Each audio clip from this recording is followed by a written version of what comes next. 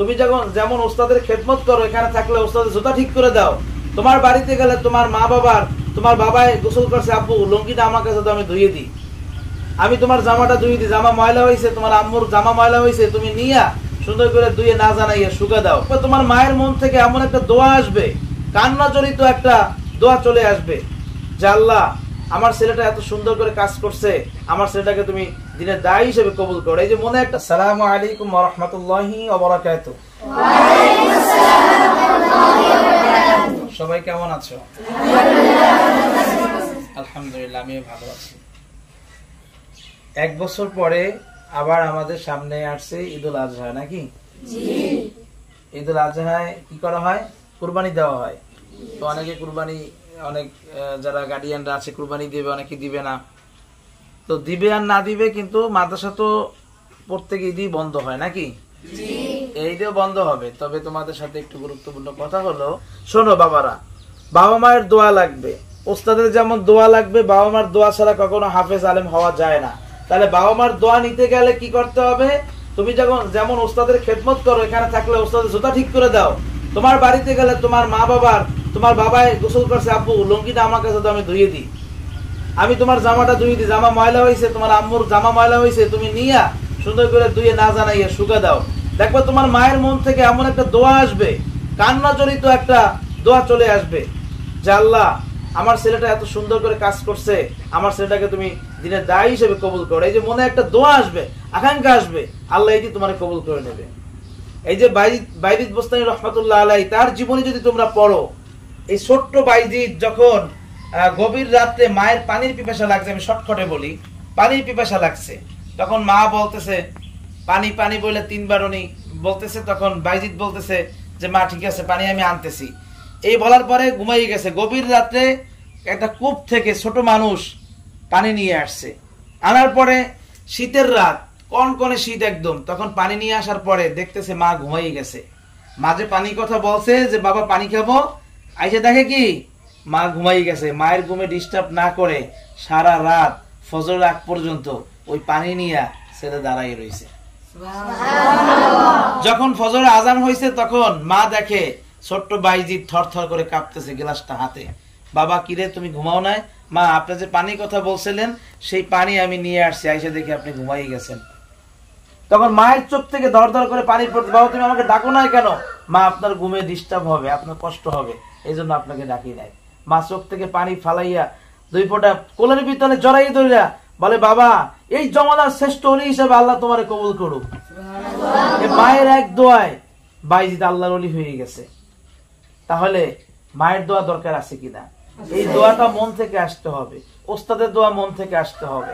তোমরা মায়ের খেদমত করবা, বাবার খেদমত করবা, বাবার কি লাগে সহযোগিতা করবা, 10টা দিন বাড়িতে থাকবা, এমন ভাবে চলবা বাবা মার সাথে যাতে বলে আরে আমার ছেলেটা এত সুন্দর হয়েছে, এত ভালো হয়েছে, বাবা মার বুক চিরে দোয়া উঠে যাবে, হাত তুলে দোয়া লাগবে না, বুক থেকে দোয়া আসলে, মন থেকে দোয়া আসলে ওই দোয়া কবুল হবে। সকল মুরাব্বিদেরকে দেখলে সালাম দেবা, কি করবা? তুমি আগে সালাম দেবা, যে আগে সালাম দেয় সে অহংকার মুক্ত, তার সবও বেশি, নাকি? তুমি আগে সালাম দিবা। তাহলে আমরা কাউকে দেখলে সালাম দিব। কেউ যদি বলে যে কোরআন তেলাওয়াত শোনাও, তুমি কোন মাদ্রাসায় পড়ো? ইলমুল কোরআন ইন্টারন্যাশনাল মাদ্রাসা। তুমি এত সুন্দর সুন্দর তেলাওয়াত ভিডিও করো, তেলাওয়াত প্রতিযোগিতায় করো, তাহলে বাড়িতে গেলে তেলাওয়াত করতে চাও না কেন? বাড়িতে গিয়ে তেলাওয়াত করবা, যত ভালো ভালো কাজ আছে সব করবা। ভালো কাজগুলো কি তোমরা বোঝো কি বোঝো না? বাবা মা অর্ডার দেওয়ার আগেই করতে হবে, ঠিক আছে? বাসায় গিয়া বাবা মার সাথে হেল্প করবা, মায়ের সাথে থাল বান্না বাড়ি ধুয়ে দেবা, হাড়ি পাতিল ধুয়ে দেবা, বাবার সাথে একটু সহযোগিতা করবা। যদি কারো বাবা হাল চাষ করে তার সাথে সহযোগিতা করবা, গাড়ি চালালে সহযোগিতা করবা, বাবার সাথে সাথে থাকবা, কাছে কাছে থাকবা, দুষ্টমি করবা না, টেলিভিশন দেখবা না, মোবাইল দেখবা না, তাদেরকে সময় দিবা। এই 10টা দিন তাদেরকে এমন মহব্বত করবা যাতে করে তারা এই 10 দিনের ভিতরে একটা দোয়া নিয়ে তোমরা আসতে পারো, ঠিক আছে? সারা জীবন তো আমাদের কাছে থাকো, আমাদের কাছ থেকে দোয়া নাও। এবার বাড়িতে গিয়া বাবা মার কাছ থেকে দোয়া নিতে হবে, নাকি? চ্যালেঞ্জ যে কারা কারা দোয়া নিতে পারো আমি দেখবো, এবং যার বাবা মা রিপোর্ট করবে যে আলহামদুলিল্লাহ হুজুর আমার ছেলেটা খুবই ভালো, এত যে ভালো হয়েছে আমি কল্পনাও করি নাই। বাবা মার আমাদের যেমন জুতা ঠিক করে দেবা, বাবা মার জুতা ঠিক করে দেবা, বাবা মাকে গিয়ে আগে সালাম দিবা, ঠিক আছে? আর নামাজ 5 ওয়াক্ত জামাতের সহিত পড়বা, যাদের মসজিদ কাছে আছে। যারা পারো আজান দিবা, মাইকে গজল গাবা, মাদ্রাসার নাম বলবা, মানুষকে দাওয়াত দেবা যে আমাদের প্রতিষ্ঠানে ভর্তি হইতে পারো। সব দাওয়াত দিতে হবে এবং বেশি করে তেলাওয়াত করতে হবে, মানুষকে শুনাইতে হবে। তুমি যা পারো আরেকজনের কাছে পৌঁছাই দিতে হবে নাকি? তুমি নিজে মনে মনে জানলে হবে? হবে না। তাহলে সবাই আমার সাথে ওয়াদা দাও, তোমরা কি আমি যা যা বলছি 5 ওয়াক্ত নামাজ, বাবা মার খেদমত, যতগুলো ভালো ভালো কাজ আছে সবাই করবা তো ইনশাআল্লাহ? মাদ্রাসায় বাবা বাড়ির মতো খাবার দাবার হয় না, মাদ্রাসায় বাবা বাড়ির মতো থাকা যায় না। মায়ের কোলে তোমরা যখন ছিলা অনেক ভালো ছিলা, আরামে ছিলা, কিন্তু তোমরা যদি মিলাও যে বাড়িতে অনেক ভালো এখানে খারাপ, এটা কিন্তু হবে না বাবা। লেখাপড়ার জীবন অনেক কষ্ট, অনেক অনেক অনেক কষ্ট। আমার জীবনে, আমার লাইফে, হুজুরদের লাইফে যে কত কষ্ট করেছে তোমরা জানো না। খাবার দাবারে চোখের পানি কত যে আমাদের ঝরছে, অজারে ঝরছে। আমাদের বন্ধু বান্ধব, খেলার সাথীরা, তারা কত আরামায়েশে বড় হয়েছে, কিন্তু আজকে আমরা কষ্ট করে আল্লাহর কাছ থেকে চাইছি, পরে নিয়ে আসছি যে আল্লাহ তুমি আমাদের কিন্তু হাফেজ বানাও। এই জন্য দেখো আল্লাহ আজকের এই সম্মানের আসনে আজকে বসাইছে। তোমরা আল্লাহর কাছে বেশি বেশি কাঁদবা, তাহাজ্জুদের নামাজে কাঁদবা যে আল্লাহ তুমি আমাকে কবুল করো। এই যে দেখো কত কষ্ট করে খাওয়া দাওয়া করতেছো। খাবার ভালো, মাদ্রাসার খাবার যতই ভালো হোক আমাদের মাদ্রাসা, তারপরও বাড়ির মতো হবে না। খেলার সাথীদের পাচ্ছ না, ভালো খেলতে পারতেছো না, মায়ের থেকে দূরে থাকতেছো, বাবার থেকে দূরে থাকতেছো, কিন্তু কি জন্য? তোমার হাফেজ হওয়া লাগবে। এই জন্য আল্লাহর কাছে বেশি বেশি করে কাঁদবা যে আল্লাহ তুমি আমাকে কবুল করো। বাবারা, যখন আমি শুনি যে বাড়িতে গেলে তোমরা নামাজ পড়ো না, তখন আমার কলেজেটা ফাইটতে যায় যে কি শিখাইলাম সারা জীবন। আর তোমাদের বাবা মা আমাদের দিকে তীর ছড়ে যে হুজুররা কি শিখায়, নামাজ পড়ে না, পোলা পানে টুপি খুললে হাঁটে। খুবই কষ্ট লাগে বিষয়টা। আল্লাহর রাস্তায় এরকম কষ্ট কেউ দেবা না। আমার জন্য কারো হাদিয়া আনা লাগবে না, আমাকে কারো কিছু খাওয়ান লাগবে না।